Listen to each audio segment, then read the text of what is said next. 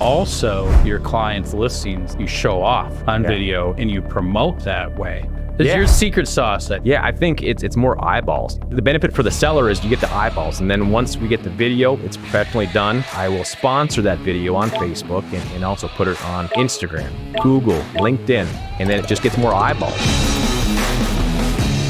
So my guest here today is Darin Bjerknes with Real Broker and co-owner of the Minnesotan real estate team. So you got a lot of different facets to your real estate business, which is super, super cool. Yeah. Yep. So, yeah. It's busy for sure. Yeah, absolutely. You run a killer real estate business. So I'm excited to be able to have our guests here today and learn a little bit about you. Awesome. A little bit about your team and your brokerage and more importantly, your story. Sure. You are the Minnesotan. Minnesotan. So I'm Norwegian, and I grew up in northern Minnesota. So there's a lot of Nelsons, Olsons, Larsons, all the Norwegians up there. Small town, about 8,000 people. You played every sport, or I did every sport. Average at many of them, and really it was a small class of 160 or so. So northern Minnesota, from around here, yeah, that is extremely rural. Almost Canada. How long to drive to it? Was it that far to drive to a big city or a city? An hour. An hour to get to any kind of population. That's right. But there's other towns around us. And it's funny because I would go to a basketball camp where my grandparents live, and those guys were living in towns of 200 and 500, and they would call me city. They would call me big city. When I came down, I was big city in 8,000. So yeah, that was kind of fun. So that's really, really cool. So how did you end up transitioning from there to the Twin Cities? Yeah, so I was a senior, and I was like, I need to go for more opportunities. So I'm like, where's that? Probably the Twin Cities. I also like music. So I'm like, I want to go to a bunch of concerts and stuff. And so U of M was my stop in '99.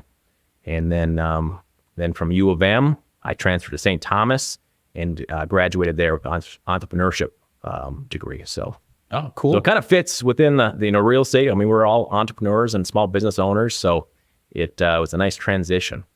Tell me about, how did you end up getting into real estate and becoming a realtor? Yeah, so it was part of the entrepreneurship degree where I needed to do an internship. And somebody came in to talk to one of our classes, and he was a franchise owner of We Bought Ugly Houses franchise. They buy homes, fix them up, and sell them. Like, I'm interested in real estate. I'm going to ask him if he has any internships available. And so I asked him, and the first thing, that was after he spoke, I went up to him and said, hey, Matt, thanks for coming. Do you have any internships available? He's like, no. I'm like, how about for free? He's like, here's my card. So that was kind of the early, set that, hey, you have to kind of prove yourself or do something. A lot of people today, I think that, they need to get, rich quick, or they need to get an opportunity. Instead of earning the opportunity, you need to put your time into, show that you're of value, and then you'll get the opportunities that will come to you after the work. That's so true. I think I worked pro bono for the first couple of years of mortgage. Yeah, great. I'm sure you did. Yeah. And that's the thing with real estate too. New agents will come and talk to me and say, hey, Darin, I want to get into the business, but it's, hey, you want to make sure you have some money saved up or have a little side gig, because even if you get that first offer or the first client, it might take a month before you get that first offer accepted, or a couple weeks, but then you still have 30 to 45 days before it closes. So it's a long game, and you need to put the time in and create it, treat it like a job for sure. Yeah, totally. So, okay. So We Buy Ugly Houses, that was a fix and flip, thing. It's not really in our market anymore, but how did you go from We Buy Ugly Houses to becoming a licensed realtor? Yeah. So during that time, it was, 2002 was when I kind of started with the company, and then I was with them for a while, and I was working with other investors, and then, the foreclosure stuff started happening right around that, 06, 07, everything was going crazy in 06. And then it kind of didn't, right? And then when it didn't, they kind of stopped paying me. So pretty soon they owe me about... They kind of? Yeah, they did. So about $7,000, and they... And you were an employee? Yeah, I was an employee. Yeah. So, oh, wow. So after the internship, they asked me to stay on full time because I proved myself that I was doing the work. And so after that, I was like, okay, I need to jump ship here because this is sinking fast. What's the next logical step was to get my license. So I figured out, okay, what do I need to do to get that? I got the license, and then I was like, okay, now where do I go? So I went to a brokerage. At that time, it was Remax Realty 100 in Lilydale, because I knew a guy that was doing that fix and flip stuff, and I had interest in that, as well. So that's where I went, and that's in 06, got licensed, and haven't looked back since. So been full time, the whole time. Do you know that I worked in that Lily Dale building? I don't think we may have actually talked about it at some point. Mortgage. Like, that's so funny. So yeah, 15 years ago or so. Yeah, I worked in that same building. Small worlds. We're both over here now. You've crossed paths a few times, I think. Yep. Yeah. Okay. Very cool. So that was your entry, which I'm sure you had to cut your teeth quite a bit on learning a lot of things about how to be a realtor. Got set into a cubicle, and then I'm sitting here with my laptop, I think, at that point, and I kind of looking around. Now what? What do we do? They don't teach you how to run the business when you go through the classes. They teach you the bookwork stuff to pass the Minnesota and national exams, but running a business and getting the actual business from real estate is different. And I'm new to town. I'm from northern Minnesota. I don't have a sphere in the cities. So I need to create that somehow. And that was a challenge for sure. And I looked young then. I still, to some people say I look young. I'm 43, but that was a challenge too.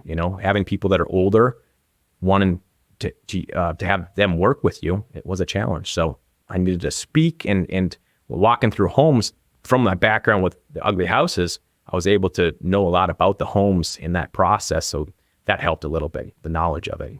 That's cool. So once you got into real estate, what was like was there a fork in the road moment, a big change for you?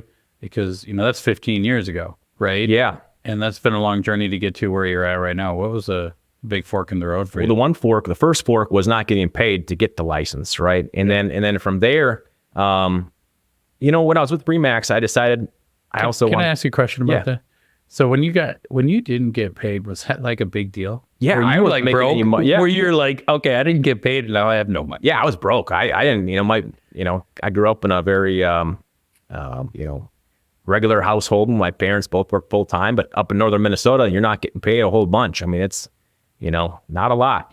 But they saved a lot, and they put great ethics and hard work ethic in me. So I knew to be able to make it, you have to prove yourself and work hard. And so that's all I've done since is just keep pushing forward and not have my hands open like this. So when that happened, were you married yet?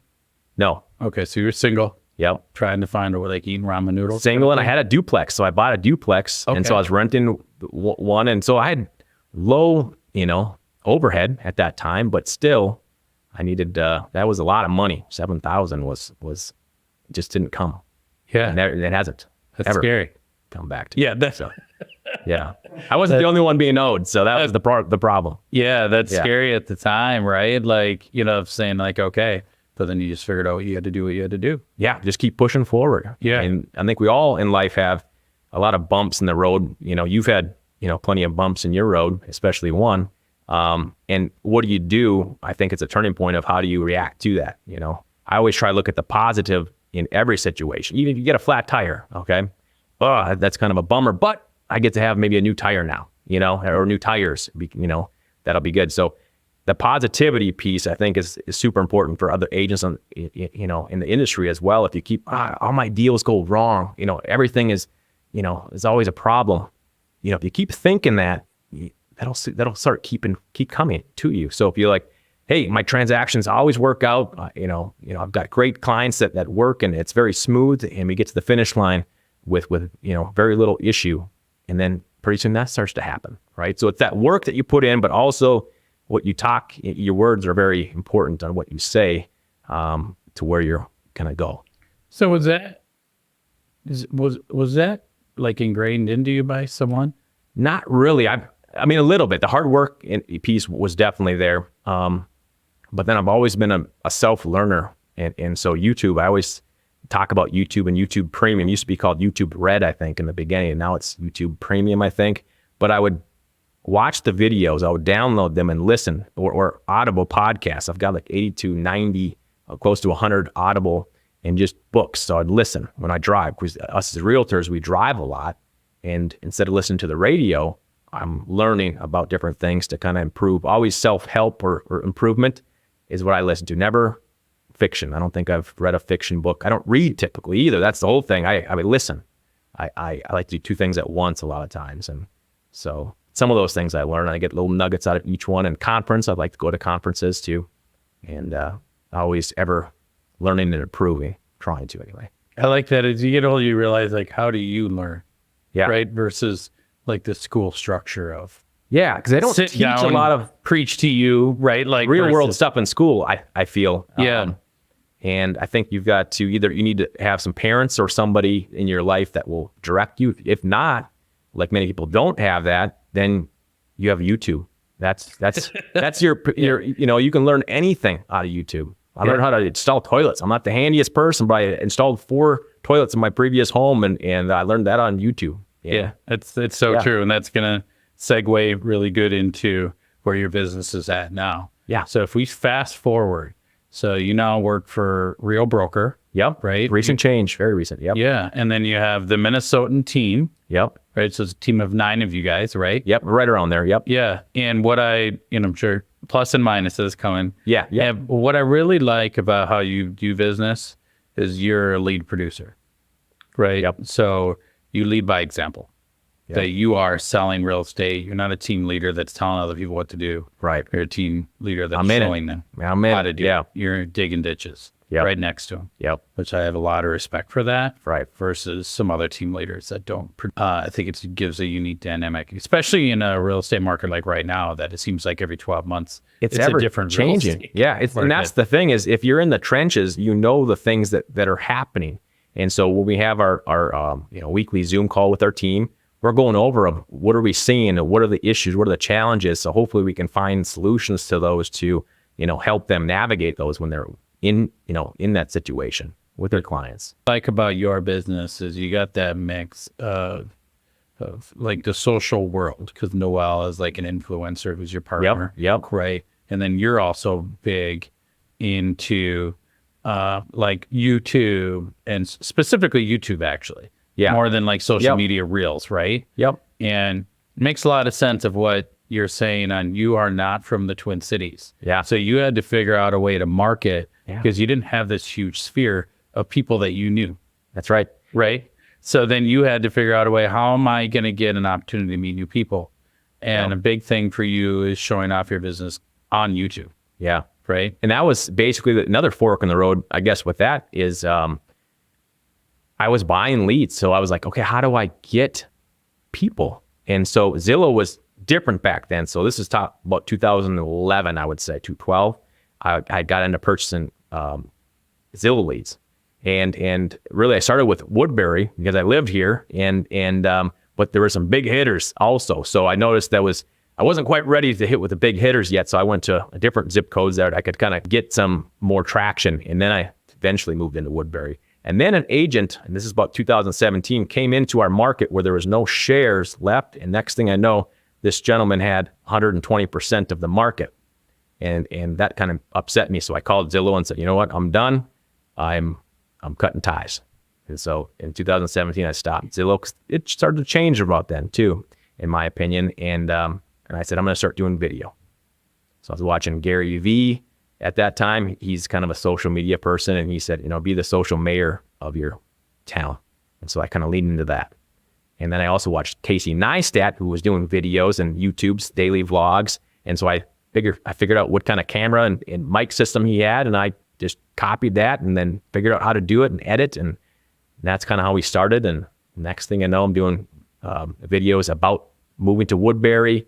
What are things about Woodbury, schools in Woodbury? And then also listing videos are a piece that I really like to do for my listings to help get more eyeballs. Yeah, so you're killer at this. So I think that, we kind of have two audiences here, right? We have the real estate professionals, and then we have the consumers. This is kind of like a double-headed thing here, that you can drive new clients through video, but also your clients' listings, you show off on video and you promote that way. Yeah. So when they go in and they type in the address, right, it comes up. Or tell me what this is your secret sauce. I think it kind of is. So it's like a little tip. This is your video is your secret sauce that you are killer at. Yeah. So tell me a little bit about that for like the consumer. Yeah. Why is like on Facebook, Instagram, YouTube videos about their properties so important. Yeah, I think it's more eyeballs. And if you do it, a lot of times agents will and again, we all improve. My videos in the beginning were terrible, right? And the first video I ever did was about parks in Woodbury. And it was just so happened to be in November. And I was doing Movember, so growing a mustache, and I can't grow a mustache well. So it looked like a Scary Larry mustache. And I've been going to every park with a Scary Larry mustache, and talking about video. So I'm sliding down a slide to start it, and it's not good. But it was my first video, and then you build from that. But the benefit for the seller is you get the eyeballs, and then once we get the video, it's professionally done. I have a videographer that helps, and he's really good at making the shots and making it look good. And then I will sponsor that video on Facebook and also put it on Instagram. Google is also another good one. LinkedIn, and of course Facebook, if I didn't say that one. And then it just gets more eyeballs, right? So I like to go coming soon on a Tuesday for the sellers and have all my marketing done. So some agents will only put 1 or 2 pictures or exterior photos. I like to have all the marketing done to make sure that consumer, that buyer can see everything, And I think it's beneficial for the seller more so to do that. If you put 1 or 2 photos on, I think it's better for the agent maybe, because people will call you directly. And maybe I'm not smart for doing it the way I'm doing it, but I always lean into what's best for the seller or that client is always my North Star on that. And so once we get more eyeballs on it, it kind of front loads the showings for Friday and Saturday, that first weekend. And oftentimes, we get that offer if we price it where it should be. Yeah. What I think that some people may not even realize is you could promote a video and someone else sees it, right? And then they call their agent. That's right. And then schedule a showing, for your listing. So it's huge benefit for your sellers. 'Cause, like my wife and I bought a house off of a video on Facebook. Yeah. Really? Yeah. So it works. Yep. Here's the funny thing is this agent, when I was talking, like, videos are so important on social media 5-6 years ago. Yep. And they're like, yeah, we do it to promote, like we're saying, but I don't know if we actually sell very many. I'm like, I bought your listing. Yeah. Off of from video. It was important from your video. Yeah. And they're like, oh yeah. And so it's funny. Like now 5-6 years later, it's like, yeah, for sure. This is the world that we're in right now. And you got to be on top of that. And then another cool video thing that I sold a home to a client that only bought it via a FaceTime tour. Oh yeah. I do that often as well. Yeah, that same house. So think about this. Same house we bought because of a listing video that we saw on social media. My wife was like, it's beautiful landscaping. And we had to search for it for a couple of days. Yeah. Because we couldn't find it. Where's that video? Yeah. It was coming soon. So it wasn't online. Yep. So it took us a bit to find it, and we found it. We bought it. And then when we sold the house, we sold it via someone who was from out of the area and bought it on FaceTime. And you and I have a client in process right now that you toured a house through FaceTime. Yes. And that's so with the videos, and I'll do 2 parts here. One important piece for agents that are doing videos, sometimes they mess up when they're having their YouTube channel. They'll put 123 Main Street video tour, right? But think about the consumer. They're not searching that address. They're searching a city. So for example, homes for sale in Woodbury. Now it'll pop up. Okay. If you put the address, they're not looking for it unless they're looking for that specific one. But most buyers from out of town are looking home. They want to learn about the area. So once I learned that piece of it, now phone calls started coming in. And so now they're saying, hey, Darin, we see you're doing videos in Woodbury. We want to use you. Can you help us? And I say, absolutely. And a lot of times they're out of town. So what I do is I say, listen, if there's an address that pops up that you really like, let me go tour it for you. I'll do a video, and it's a 2-part process. I grab my phone. I got always the newest iPhone. So I have the wide angle lens. I have my gimbal. I'll walk through it. After I've walked through it already and looked at the furnace, looked at the windows, check everything about it so I can talk intelligently about the home. And then I will flip the lights on and go through and I'll talk. And I have a mic on too, so it's good quality. And I will go through it, and then I'll upload that to YouTube as an unlisted link and send that to them. So anybody they send the link to, they basically are there, but not being there. And I'm their nose. I'm saying, hey, it smells like a wet dog or a cat or food or something. I'm there kind of helping. So this last house, they didn't even walk in before we got the offer accepted. And that's happened many times. This is amazing to me. Yeah. That when I experienced it myself, Yeah. I'm thinking this would never happen, that someone would buy a home without being in it. And I'm surprised on how often it happens. Yep. Sometimes I'm seeing it like it's speed. Like you need to get over to the house and do a showing for the client, because the market can be fast. Very fast. Maybe the client can't get there. That's right. Right. And You're out of town, they're on vacation. Yeah. I'm go still there for them and do this for you. Yeah. I think this is the new world of real estate that is getting missed by, when I call it, like kind of old school realtors. I agree. Yep. Yeah. Where you and I are both seasoned veterans in the industry right now, but some of the old school style, that's great. Right. But you got to be able to do both. You have to have the interpersonal relationship. Yep. And you have to be able to use the tech too. Yeah. Right? And always learn, because it's always changing. Right. So I'm going, let's see, Wednesday and Thursday, I'll be in Houston for a realtor video conference, essentially. So again, social media and different tactics, because there's always changing, and kind of staying in the forefront of what the next thing is to stay ahead of it, stay ahead of the curve only helps my clients as well. So yeah. So kind of putting a bow on this, my experience with you for relocation is you are killer for people that are relocating. Like you have that process dialed in where it's like, hey, you're from out of the area. It's okay. It's my job to show you around. And specifically the market we're in here, Woodbury, Minnesota, amazing relocation area. Because I feel like all the professionals, 3Mers call out. If you're in the East Metro, if you're moving to the Eastern Metro of the Twin Cities and you're relocating, like everybody's looking at Woodbury. Yeah. Right. Like that's kind of like the premier. Usually the main one. If the East Metro, Woodbury is definitely on the list. Yeah. Like there's one, you got like Woodbury, Stillwater, maybe Matamidi, White Bear Lake, right? Like kind of seems like that's where the people want to. Cottage Grove, Lake Elmo. Yeah. That kind of like extension of Woodbury. Right. But this is the hub. Yeah. I would say. Yep. And it's got everything. That's why we picked it, and it's got all the shopping and great schools, and it's safe, and it's good community. Yeah, I agree totally.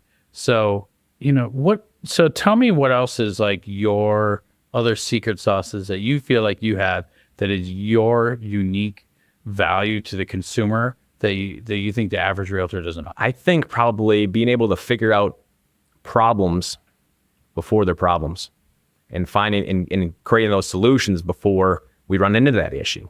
So whether it's a buyer or a seller, I'll walk through from my history of walking through different ages of homes.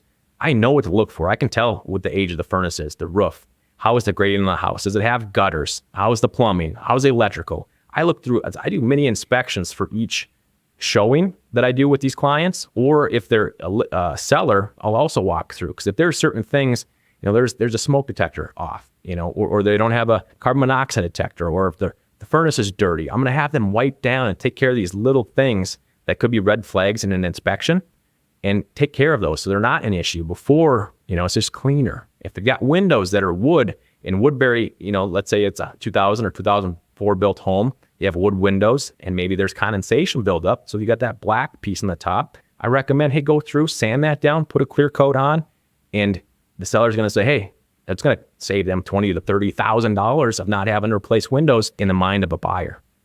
So just anticipating issues, solving them before they become issues, I think is a very big one. Yeah, absolutely. Yeah. Kind of like when the client says, oh, wow, there was this transaction went perfectly smooth. That's so well. my goal every time. Yeah. Yep. They don't even know what you were doing in the background. You might've been panicking at times. Yeah. Like keeping things right in alignment, right? And doing the right thing too. I just yesterday I had a closing and we went to the final walkthrough, and there was attic access, and one of the buyers goes up there and there's stuff in the attic still. And I said, don't worry about it. I've got a truck. Before we leave, I'll take it and I'll throw it into the my back of my truck, and I'll take care of it. So little things like that.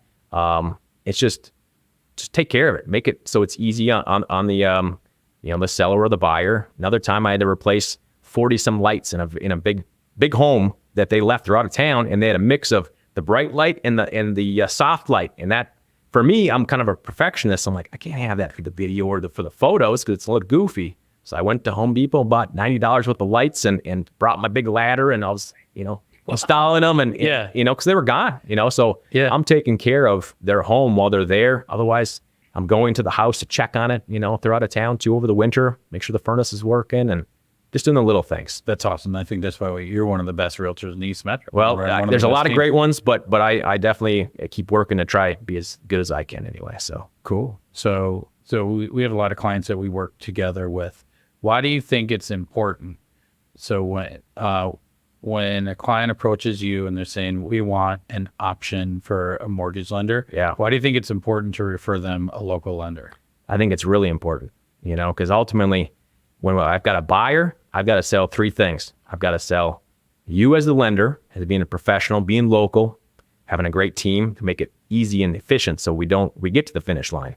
I also have to sell the buyer to the listing agent that, hey, this is a qualified buyer. They can get to the finish line, and I have to sell myself as well, being as a proficient agent that can, also figure out the issues before they're issues. And so those are the three people I have to, convince. But you being a local lender, I love using people like you, and I use you often because of your team, and I don't have to worry about things going wrong. You're going to hit that date, and you can also speed the date up if need be. If they want to close early, they can make it happen. Mm-hmm. You'll make it happen. Cool. So what I love about working with you in pro realtors is I feel like more of the clients that are lined up with the pro are likely to actually buy or sell. And if you have a pro on each side, we're more likely to reach your goals. When you got two people that are giving the same communication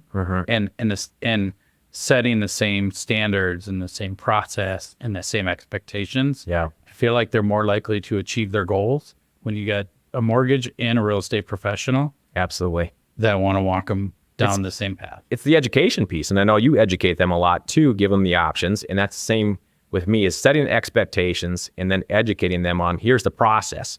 If they're writing an offer on a home, what does that look like? Because if they offer something that won't make sense, or maybe we're in multiple offers, I always say each situation at each home is going to be completely different on how we react, and it all starts with a phone call from me to the agent on the other side. Do you have any offers? Do you have any, do you have any competition? If so, how many? What's important to the sellers? Do they want to keep anything? Is it important if they stay in the home? I mean, what's the motivation of that seller? So it's like a poker game almost, right? You need to get as much information as you can and bring it back home to your clients to say, here's what I found out. This is what I suggest in this situation. We use this tactic and this tactic to give our best chance to get that offer accepted over somebody else that may have written a poor offer or not communicated well. The communication piece is very important. I'll call, email, and text, just to verify. Hey, just want to let you know, I just sent you over the offer. Look forward to hopefully working with you, This is so important in today's buyer agency world of making sure that there's clear communication with the listing agent. This seems like a tactic that may be so simply overlooked that I think the average consumer doesn't even realize that those little tactics are the ones that take you from, hey, you were in the number 2 spot, and now you're number 1. Yep. And it's not always about price. Yeah. Sometimes realtors will work with a realtor they just like. Yeah. And they'll influence their client to say, you know what, all else is the same. This realtor is a killer realtor. They're going to get your home closed. Right. This realtor, I don't know them. I looked up their production because they do that, right? Absolutely. And they don't sell very many houses. So I'm worried if there's a bump in the road. Yeah. Right. And they're working with a lender I've never heard of. That's right. And they're like, okay, everything else is the same. Yeah. Yeah. We feel confident for you to advise you that this is probably a direction that will actually go to closing. That's right. Which is huge. So I want to wrap it up with, you just made a transition, right? So it's spring 2024 right now. Yes. And you just made a transition to Real Broker. Yep. You brought your team with you. You guys all went together. Can you tell us just a few minutes about that? Yeah. So we decided that it was time to make a change, was with EXP. So a very similar, platform to Real Broker. EXP was fantastic. The people are fantastic. Real is kind of like almost I don't know if they want me to say that, 2.0 almost. So they did something very similar that what they did. It's more of a cloud-based program and company. And essentially they cleaned up the things that I think some people have issues with EXP. And they cleaned that up so that So it's a little bit cleaner in the fact that maybe in the people's minds or other agents' minds. And it's still a very kind of growing company too. So if people have interest in why did I make the move? Because I'm getting a lot of those. I just made the announcement actually last night to the public, and be happy to chat about why the change and why it might be good for, an agent. Tell me, what is the value to an agent? The real estate environment is under a lot of change right now. Yeah. Right? Yep. And there's going to be a lot of change, I think, in the next couple of years, probably more in the next few years than in potentially the last 15 years. Yeah.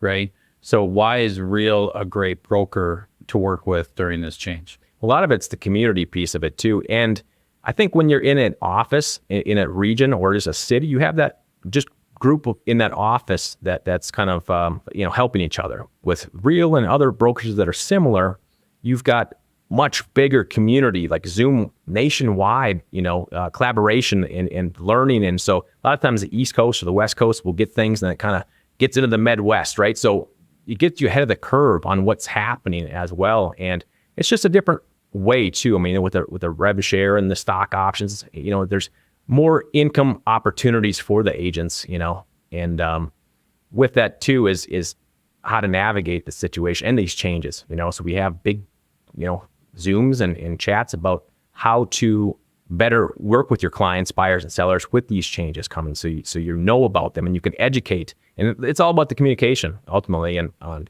how to speak to your clients about what's going on so they understand. And that was the whole problem that caused some of the current changes, was lack of communication, I think, with clients. So, well, thank you for your time today. I really appreciate it, Darin. Yeah. So I think you're one of the best realtors in Twin Cities. I appreciate that. Yeah, you're definitely one of the best in video, hands down. There's no question about that. Keep trying to improve. Yeah. So thanks again. Appreciate it. Thanks for having me, Andy.